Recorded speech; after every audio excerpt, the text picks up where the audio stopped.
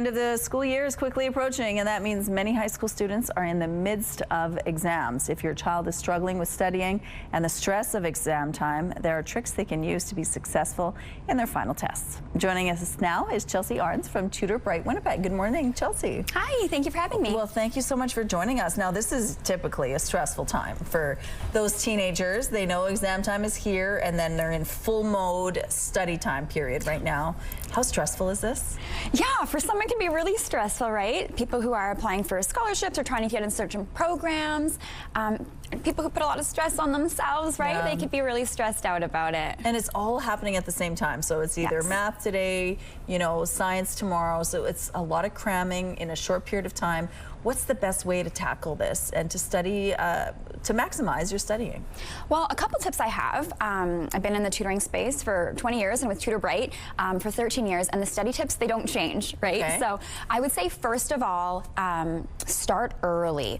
Once you start, sometimes starting can be the hardest part, but start early. That gives your brain enough time to really process the information, to really learn the concepts. You don't want to just be memorizing things. You really want to understand things because it's material that you need to know for your exam, but also you probably need to know it for the next year and the year after that as well. So start early. That reduces a lot of the stress.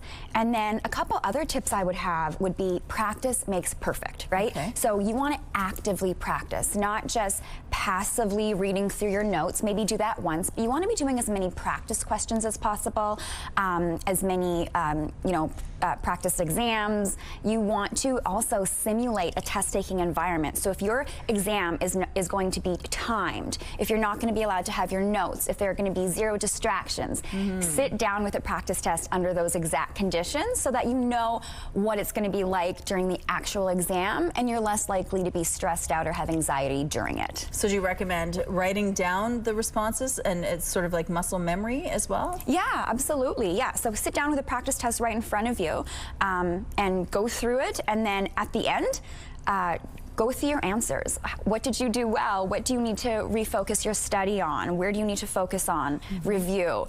So really do that. And also sort of answering someone else's question is helpful as well, right? Yeah, if you can teach the concept to somebody else, or study with a peer, or teach the concept to your parent or your tutor or something like that, then that really helps. If you can teach something well, that means you really know it. So that's your goal. If you could do it that way, that's a good way to do it. AI is also being used by kids these days. How can you use AI to sort of help you along as well, or how to best use it? So AI is something that is new to the study world, to academia, to tutoring. I actually talked to a bunch of our tutors yesterday, and many of them are using AI to help study. And the best method they use it for is they will upload their notes, or upload their textbook, or upload, all of the material into an AI platform such as ChatGPT, and they will ask ChatGPT to then create a practice test for them with multiple choice questions, with long answer questions, with true and false questions, with fill in the blanks. So you can prompt ChatGPT to create really good study methods for you to utilize, and then you can ask it, for the answer key. It's also really great if you need more clarification on something. Maybe you don't understand something, you can ask it to clarify it for you in a more simpler way.